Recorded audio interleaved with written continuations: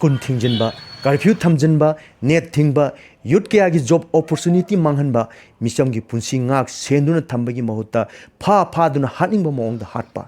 मसीगी सनबी असिबु पृथ्वी की मफम कदाइदा लेरमगदगी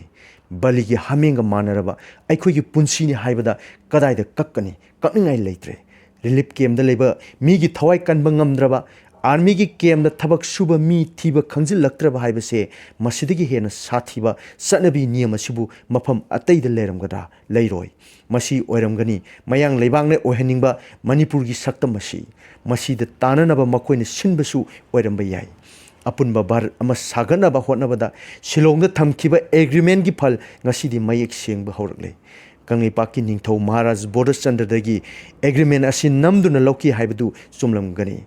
कांग्रेस की हाने होम अमदी फाइनेंस मंत्री पी चिदम्बरमना मणिपुर मैतई नागा कुकी की तोंगान तोंगान ऑटोनोमी अहुम थमलगदी लेमिनबा यागनी हाइना महांगने एक्स दा हाइखिबदु महाकी मोट ओइरमबा याय मसिदी यामना का हेनबा महाकी वखलोनी महाकी मतमदनी कुकी टेररिस्ट सिंगा सस्पेंशन ऑफ ऑपरेशन सु चनमुक्सु मिजोराम की सीएम दगी हेंदोक्तुना एमपी फावना मणिपुर दा पर्सनल रूल थमलगा कुकी की सेपरेट एडमिनिस्ट्रेशन पीयू हाइगलगले सफु कायरगा क्वाकना हरावरे मणिपुर की थौदोंना राजनीति सिंगी खुदोंग चाब लौनरे मपा मपु कदाई देनो खंगदबा मिजोराम की सीएम एमपी ना हंसक ngasak थारकले मे अहुम दगी थोकलेबि इरांग असिदा मयांग लामीगी असोबो खुद यावी हाइबसे खंगदुना लाक्लबनी जिरी की थौदोक मखोगी खुनी हौजिंगना लैम खोंगदा मियोय अमा मांगखिबदु मखोगी खुद यावी हाइबसी अमुका हेन मयेक सेंगले मतांग असिदा पंजनिंगबा वाफमदी सिंगदा अइना तमदा नंगना ngaklo हाइरिबा वाफमदुने करिगी सिंगदा माना ngakpa पामलिबनो